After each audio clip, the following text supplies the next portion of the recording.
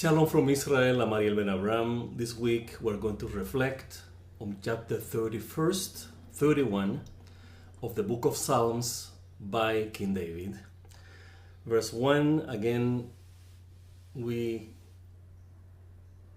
notice that King David is approaching God from the ethical awareness that we were mentioning before. In Judaism, this is the only way we conceive and approach our Creator, through goodness. This is what we mean by an ethical approach, or approach with ethics in mind. So what we call goodness is something that has an ethical principle. So we're good because it's the right thing to do. So that's the approach. So every time that we approach God, we have to share that bond, the bond of righteousness, goodness, justice, fairness. That's the idea. So this is the beginning of this chapter 31. First verse, in you, Lord, I have taken refuge. So the idea of taking refuge in God is like in His ways and attributes. Because we don't know that He's not an old man waiting for us to embrace Him or anything like that. No. We're talking about a principle that is inherent to our Creator. So it's like our refuge He is our refuge. Why? He's our provider. He sustains us. So this is the approach. Let me never be put to shame. Shame, in this case, in the context of what David is talking about, is the opposite. Shame is egos, fantasies, and illusions. Shame is negative traits and trends in consciousness. That's our shame, by the way. So shame is not related necessarily to our acts, our actions. Oh, I'm ashamed of what I did. It's mostly we are ashamed for who we are, what we have, and what we do. If it is negative, obviously.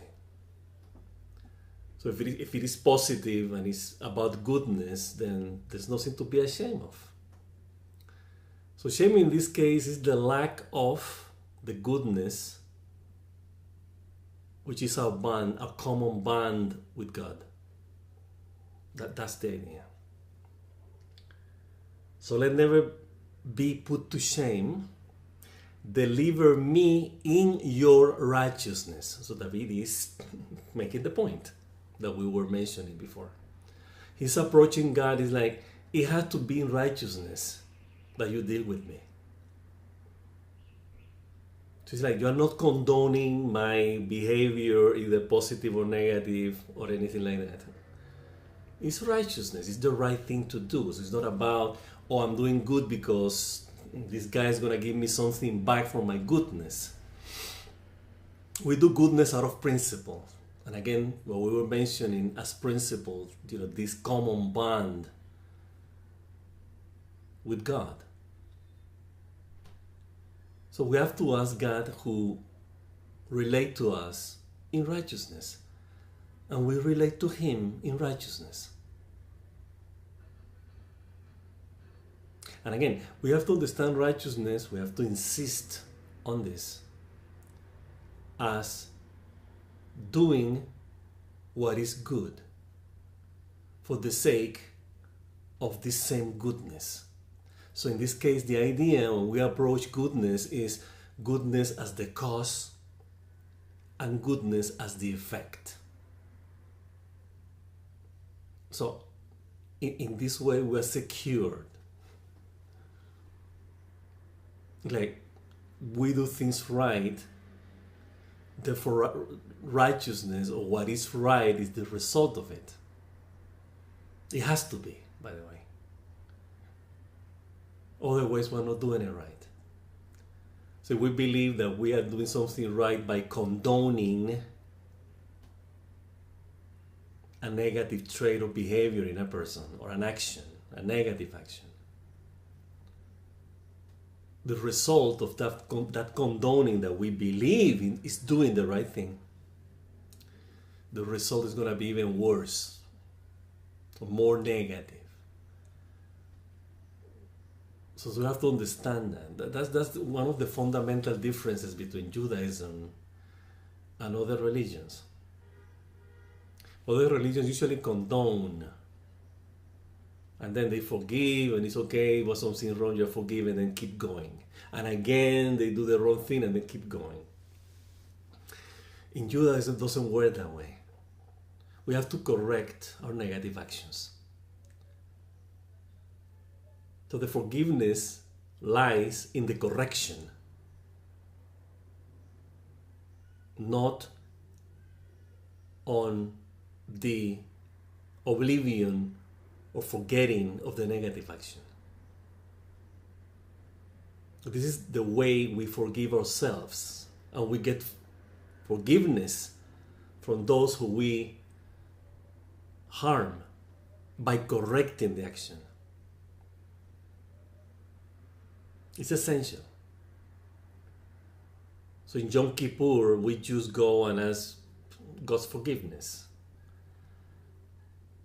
But we know God told us in the Torah, so this is not something that we or sages believe or say or anything like that. This is, the Torah is telling us, you first have to be forgiven by the people you have damaged or harmed.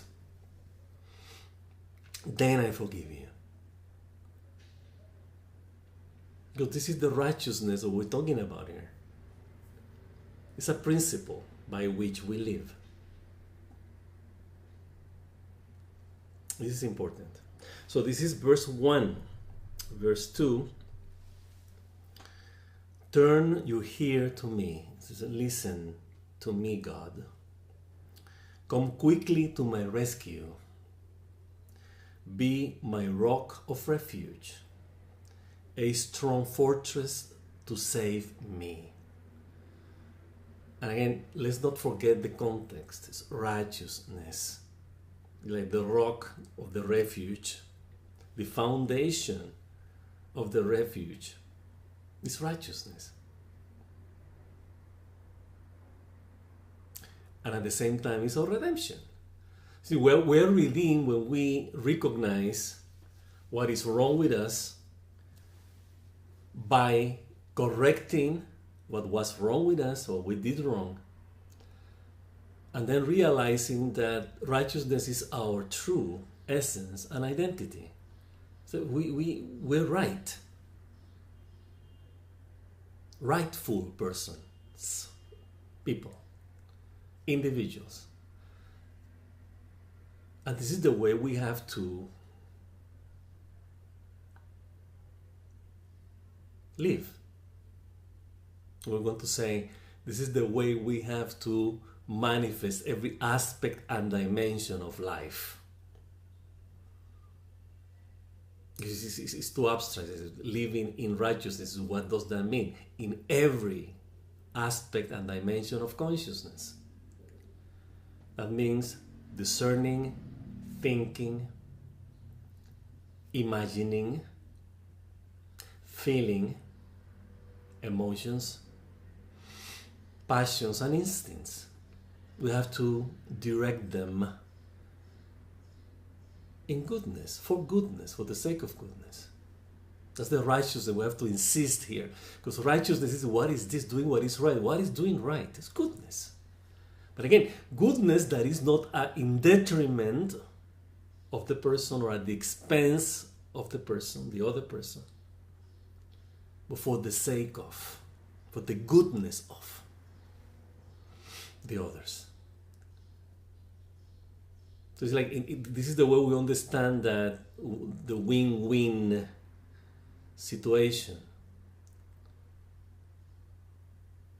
It's like we're doing everything right, not for my own benefit, but for the benefit of everyone involved.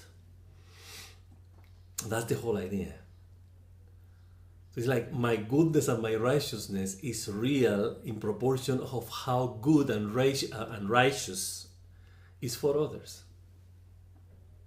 It's not a one-sided thing. Okay. Verse 3, since you are my rock and my fortress, for the sake of your name, lead and guide me. It's an amazing prayer. It's an amazing request to God.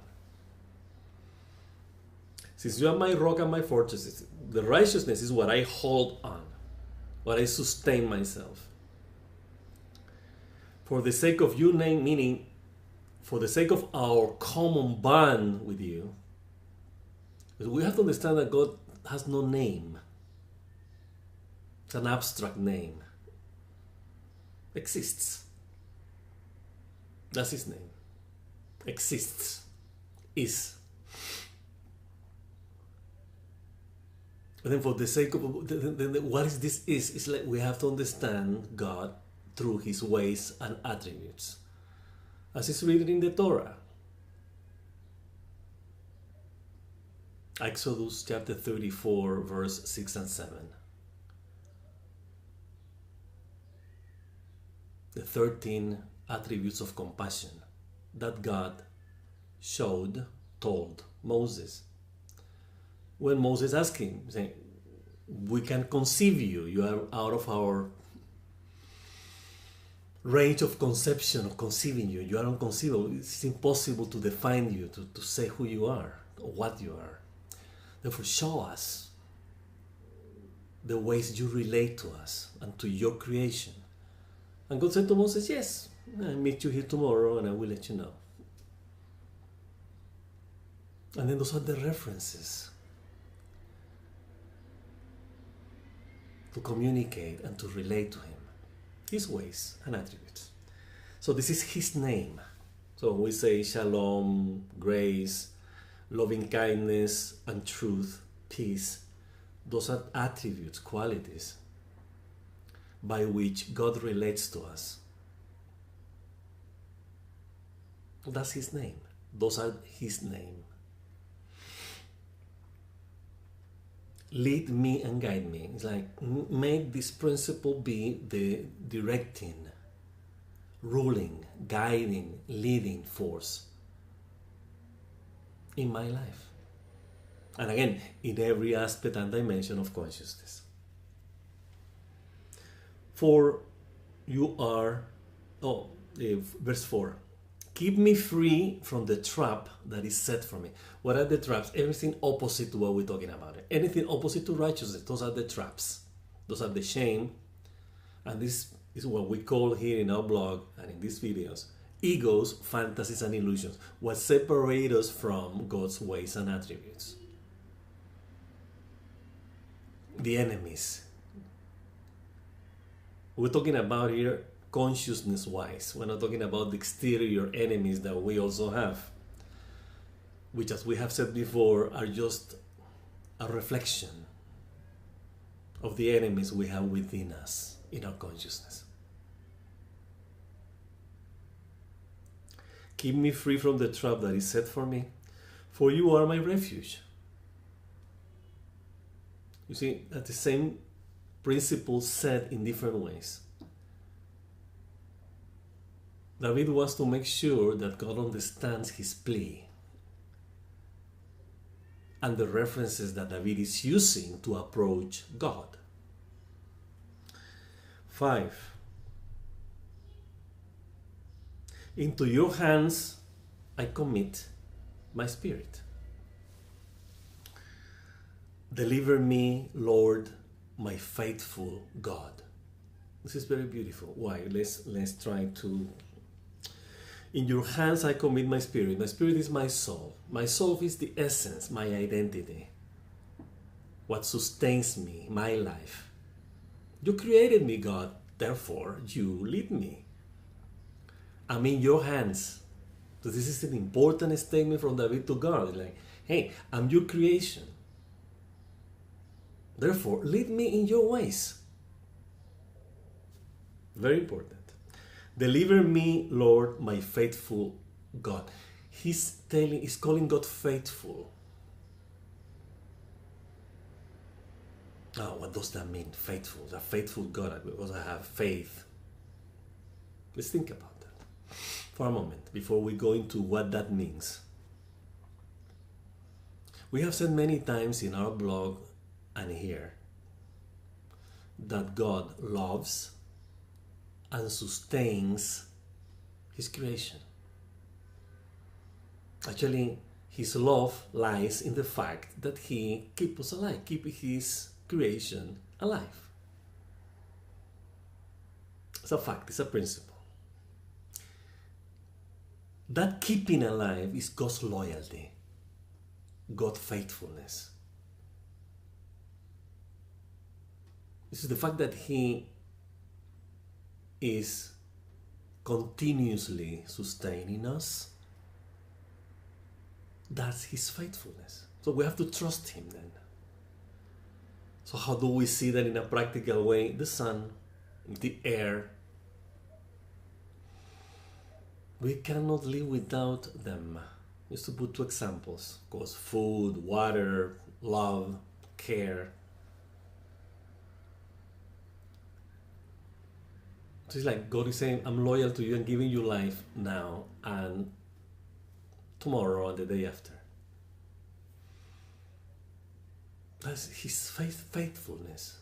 Every time in the morning we thank Him for His faithfulness, by the way. Modeani, I thank you. For you have returned my soul to me. Your faithfulness is eternal.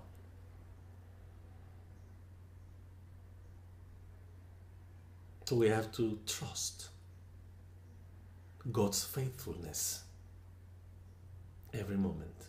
And again, the whole principle behind on the line here is we are God's creation. We belong to Him. That's difficult to assimilate. Why? Because of egos, fantasies, and illusions. Our sense of individuality tell us we're a separate entity, we're a separate God. Then we have a problem with that. Then we have to work and make ourselves and God's will one. Then we will see the next step, what is next. But first we have to do that. Getting rid of what is between our bond, our connection with God, and then we'll see what comes later. So no expectations, no expectations. Let's deliver ourselves to God. Put, as David says, my spirit is in your hands, and then we'll see. 6. I hate those who cling to worthless idols. Exactly what we were talking about before. Egos, fantasies, and illusions. The context is perfect. David is keeping track of the whole idea behind being separated from Him and the traps and the shame that he wants God to deliver him from. So David says, I hate those who cling to worthless idols. As for me, I trust in the Lord. So David is making a clear distinction. What are the worthless idols? Egos, fantasies, and illusions. Feelings and beliefs of lack that make us be controlling, selfish, envious, lustful, indifferent, indolent, wrathful, and arrogant. Those are the worthless idols. The Talmud says somewhere that wrath and arrogance are the worst forms of idolatry. It's interesting that Xxxi called this idolatry. We're talking about egos, negative in this case, fantasies and illusions. Those are the idols. And the worst kind of idols are haughtiness and wrath, anger. Because those really keep us separate from God. I mean, really separate. When we are angry, we separate from everything. And our pride, our haughtiness, our arrogance, even worse, even more. So wrath and arrogance are hand on hand, they're walking in the same path together. So we have to pay attention, and David is recalling this here. I hate those who cling to worthless idols. For me, I trust in the Lord. I trust in goodness. What keeps me in empathy with the rest of the goodness in creation, good people, good things. Then we bond with goodness.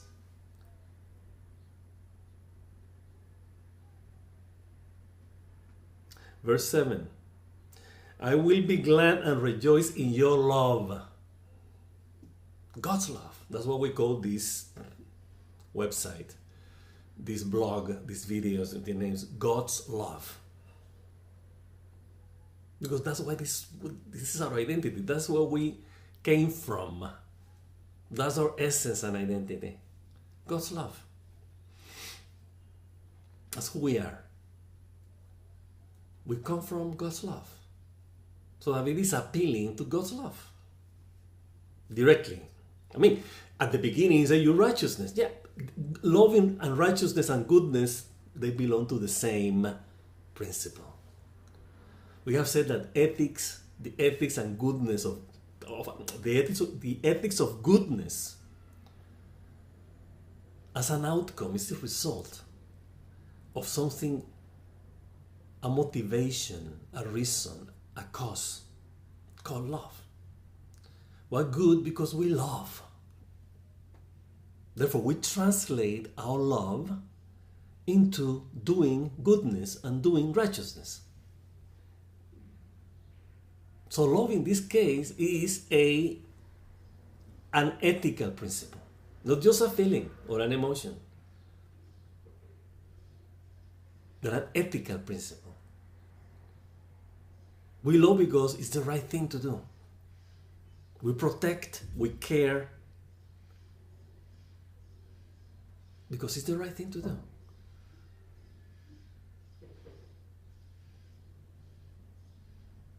I will be glad and rejoice in your love. Of course, this is our joy. This is our rejoicing. This is our happiness.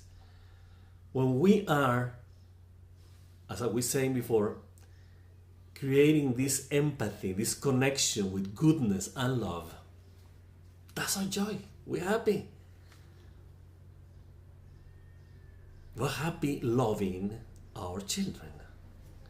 We're happy loving the things we do. We're happy loving our friends, protecting, caring for others. That's our joy. Extremely joyful to do that, to experience that. Who doesn't want to be loved and loved? Yet, we see around and we see something different. Okay, let's continue. I will be glad and rejoice in your love, God, for you saw my affliction. You are compassionate. And knew the anguish of my soul. I mean, God's love is the greatest love of all. This is why David knows and David asks for God's love. Take me out of this separation, out of this affliction, out of this pain that is separating myself from the goodness, the righteousness, the love. That is our bond, our common bonds with you, God. So, 8, you have not given me into the hands of the enemy. but have set my feet in a spacious place. So again, we know that our refuge, our rock, our security, our joy, our fulfillment, our plenitude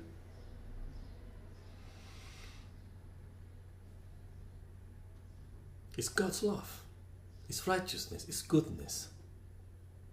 We see it here. And David is acknowledging God and thanking God and asking God to keep me there. Don't put me in the hands of my enemies, meaning don't take me away from this goodness. You have set my feet in a spacious place. What is a spacious space? It sounds like freedom. Loss of space. We're not constricted, we are expanding. That's the spacious place that David is talking about.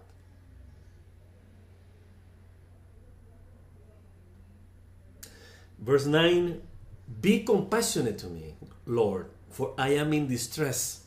You know, that David is experiencing this negative thing, these enemies, this shame, this affliction. My eyes grow weak with sorrow, my soul and body with grief. You see, now we are every day in situations that make us experience these feelings, these emotions, these thoughts of separation, abandonment, betrayal, deceit. And we ask God, we want to go back to the goodness, to the joy, to the freedom, to the redemption, what is called salvation. And we say rescued from these negative traits and trends in consciousness reflected in the immediate enemies, physical, clear and present enemies that we have in our lives. Verse 10, my life is consumed by anguish and my years by groaning. My strength fails because of my affliction, and my bones grow weak. David noticed that and tell us to be aware that the negative traits, trends in consciousness, what we experience as affliction, anguish, depression, sadness, even wrath, this negative states of consciousness, this negative approach to life, they're destructive. They destruct us. We know that, by the way. We can see some people that when they are going through negative situations, they're weak. Especially older people or sick people. And immediately, the immediate thought that we have when we see them is like, this person is in danger. It could affect their lives. They may lose their lives. Because it's so overbearing, it's so overwhelming that we are afraid for their lives. It's real. We know that. We have experienced that in one way or another at some point in our lives. So David is asking, please keep us in the goodness, in the joy, in the loving, in the caring.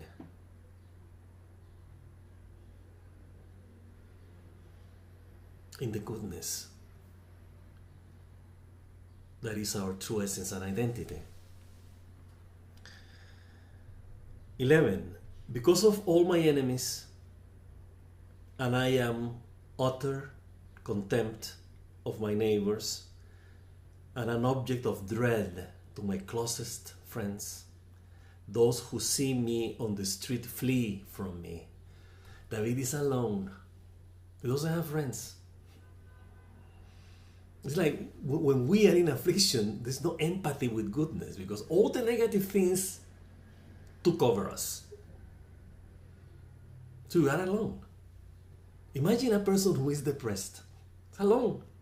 It's the loneliness. Imagine the person who is angry, like really, really angered. Alone. With his anger. Nobody gets close to him. Now David is talking about, he has problems. But then he sees that nobody is around, his neighbors, his closest friends, to comfort him. It's not necessarily they don't want to. It's like, it's not the solution to the problem. The solution is inside of our consciousness. Therefore, we have to go to God and say, save me from here. Because only you can. I'm alone and lost. Nothing and nobody can get me out of here. It's like, again, as we repeat, when a person is deep, deep down in a negative state of consciousness, the loneliness is devastating. So let's pay attention to that. Nobody wants to help. Those who see me on the street flee from me. But again, let's understand this in a deeper way. How this resounds in our consciousness when we are deep, deep, deep down with the negative consequences of our own negative choices. Because this is not accidental. We have enemies, we have problems, we have afflictions as a consequence of our actions. Now let's take that into consideration. Verse 12, I am forgotten as though I were dead. I have become like broken pottery. Again, there's a metaphor, these are allegories of the way we feel when we are trapped, captive of negative trends and traits in consciousness. We're dead, basically, we're broken. Verse 13, for I hear many whispering, terror on every side. This is the kind of David is telling us, it's a kind of situation that you have nowhere to go. That you're literally hiding from your enemy. You're really trapped in everything negative that is happening to you, and you don't see yourself capable of being saved by others or by ourselves. So we really need to connect to our true essence and identity, to bond with God and ask, get me back to where I belong. Get me back to this spacious place where I can expand the goodness, the freedom, the loving, the caring, the protection that we want in order to be happy, to rejoice eternally, not just momentarily. So again, for I hear many whisperings, terror on every side. They conspire against me and plot to take my life. And again, these are life-threatening situations. So we have to be careful when we are wrathful, when we are angry, when we are depressed, because we are alone, trapped in our own fantasies, negative fantasies and illusions. Verse 14, but I trust you, God. I say, you are my God. So David appeals again to this knowledge, to this awareness, that there's a connection that is there always with God. That we are connected to life by this breath that we're taking at this moment. This is our connection with life. This single breath that we're taking. David knows that this breath also exists in our connection with God. And then he goes back to that awareness and saying, this is where I want to go, where I want to be, with you. You are my God. You're my creator. This is what it means, by the way. You're my God. You created me. I'm yours. Make me be like the love from which you created me. That's what David's plea is. Verse 15, my times are in your hands. So we have to recognize, we don't get to that humble awareness, humble perspective,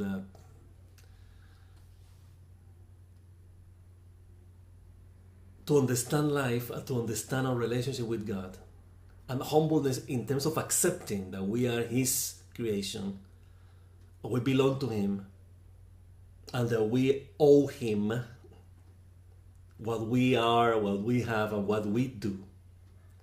Then this is the starting point to get what's going to happen then later. My times are in your hands. Deliver me from the hands of my enemies, from those who pursue me. Again, David asked again for the same. Verse 18, let your face shine on your servant. Save me in your unfailing love. What is the face of God? Does God has a face? No, He doesn't. But again, these ways and attributes that are the lines, so to speak, of His face. They have no face. Then David is asking for God's ways and attributes: grace, loving kindness and truth, compassion, to return and guide our lives. Like then the guides, and he was saying at the beginning, the guides and leading forces, principles, motivations, reasons, causes for our lives. Okay?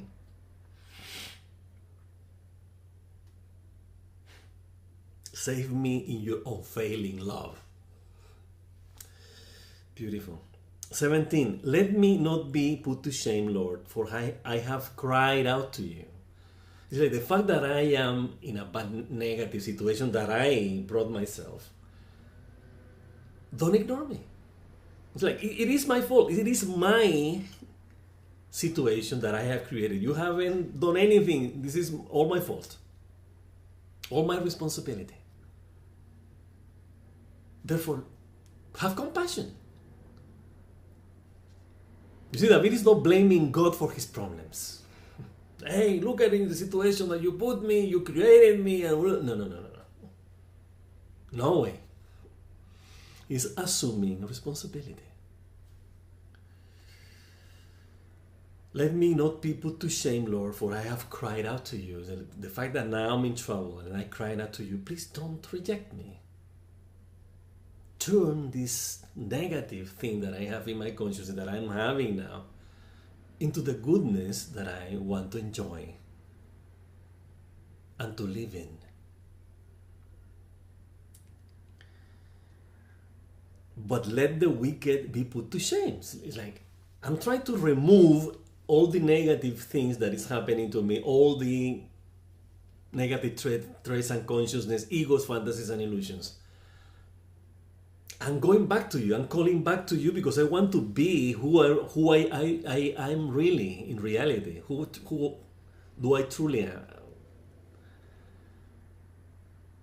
Am I truly?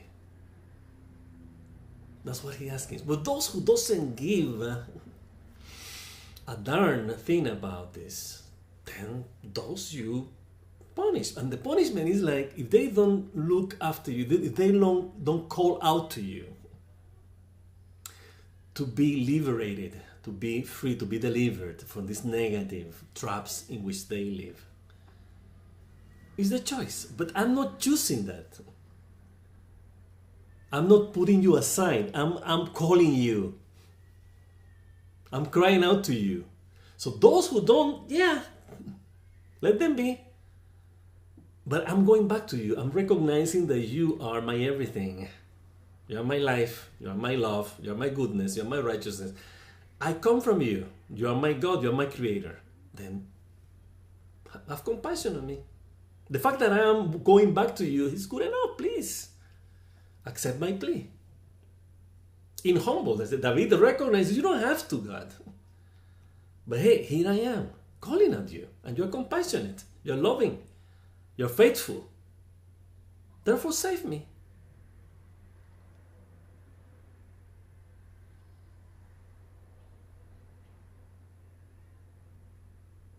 And be silent in the realm of the dead. It's like, this is the final part of this verse 17. Let's read it again. Let me not be put to shame, Lord, for I have cried out to you. But let the wicked be put to shame, meaning let them be in their shame, the negative traits and trends that we were mentioning before, and be silent in the realm of the dead. Keep them in their own death. That's the choice. That's what they want. They don't want to call up back to you. Keep them. But I'm going back to you. I'm calling to you. I'm returning to you. Listen to me. 18. Let their lying lips be silenced. These people lie. For with pride, with haughtiness and contempt, they speak arrogantly against the righteous. These are the enemies. The people who want to live in their own negative things and they want to put others in the same predicament. Those are the enemies. Those are the ones that have to be silenced. For the pride and contempt they speak arrogantly against the righteous. They're the enemies, basically. The opposite qualities that we were talking about before. See, the wicked, the enemies, those are lust, envy, coveting, lust, indifference, indolence, wrath. Those are the enemies. Those are the ones that have to be silenced. And the ones that are against the goodness, the righteous. 19. How abundant are the good things that you have stored up for those who revere you, that you bestow in the sight of all on those who take refuge in you. David again is appealing to this spacious place. So I want to go back to this. I want to be back into the goodness, the happiness.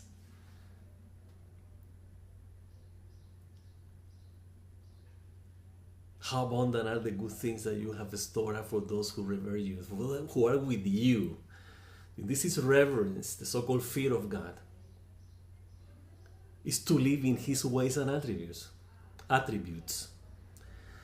So this is, and then when we are in the side of goodness,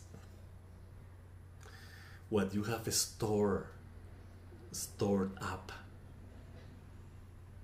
This is what we were saying before. It's like once we recognize that He's our creator, that we have to do His will, then this is the stored up thing that awaits us. We have to get there to see what that is. Well, we call here the final redemption of the Messianic era. And you bestow in the sight of all on those who take refuge in you. The people who are good, the recompense is goodness. The reward is goodness. 20. In the shelter of your presence, you hide them. Imagine being hidden in the presence of God. Amazing. From all human intrigues. See, David is talking about this intriguing thing, these plots, manipulations, betrayals.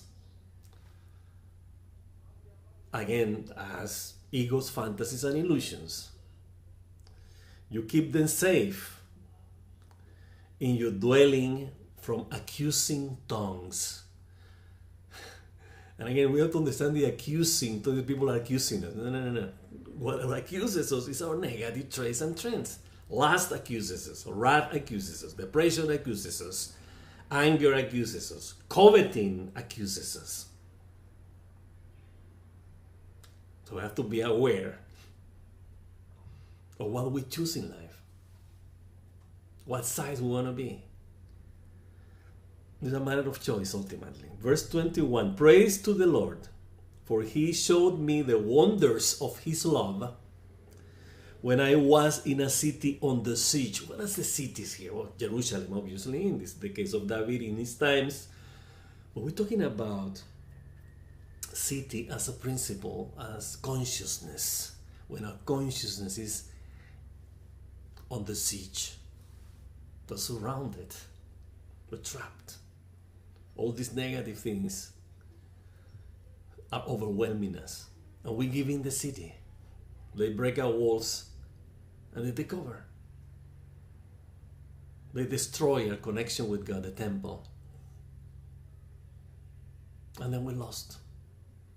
And they were dispersed, exiled among the nations, among precisely these negative trends and traits in consciousness. It's here.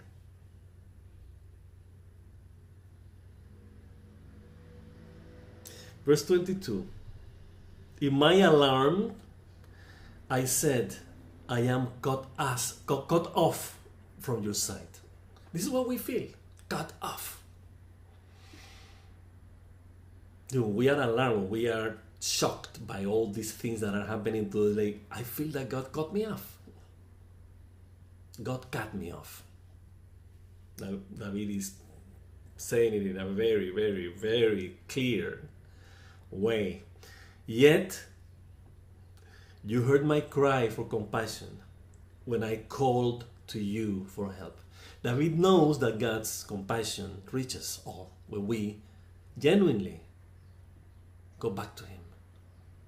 When we genuinely want to return to his ways and attributes. When we genuinely want to embrace forever the goodness of love's ways and attributes. The laughter, the caring, the joy. The empathy that goodness creates in everything good that it is in this world. Verse 23. Love the Lord, all his faithful people. David is calling all Israel, all the people of Israel, his country fellow men. Love the Lord. It's like, what is loving God? Again, loving these ways and attributes, this goodness. Because that's our bond with him. That's our true essence and identity. The Lord preserves those who are true to him. We're talking about loyalty, fidelity. We have to be loyal to goodness. We have to have faithfulness and fidelity to goodness, to what is good. We have to be faithful, committed to goodness. But the proud, he pays back in full. What is getting paid back in full? The outcome of his own pride, his own haughtiness, his own arrogance. So when we are arrogant, when we are wrathful, when we are angry, there's an outcome, there's a payoff. There's a back in full, there's a payment in full. The consequences, there's the results. So David is telling, hey guys, choose the goodness of love's ways and attributes. Love God. Because if you guys going on your own way, going your own egos, fantasies and illusions, you will get paid back by them, by those fantasies and illusions. That's what it is. It's very clear. 24, be strong. And last, be strong and take heart, all you who has hope in the Lord. So we have to be strong in our hearts about what we want. So we want goodness, we want love's ways and attributes to lead every aspect and dimension of consciousness. We have to connect with the source of these love's ways, these love's ways and attributes, which is God's love. So hoping, in this case, hope is not about hope, it's about belief. that we believe in these principles. We believe in this righteousness. We believe in this goodness. We believe in this love, God's love, from which our love comes, from which comes who we are, what we have, and what we're destined to do. So let's get that into our consciousness in a very strong way, like unmutable, unmovable, and take heart and love it. So with this we finish our reflection on chapter 31 of the book of Psalms by King David. We wish you, as usual, an abundantly blessed week. Shabbat Shalom. And until next time.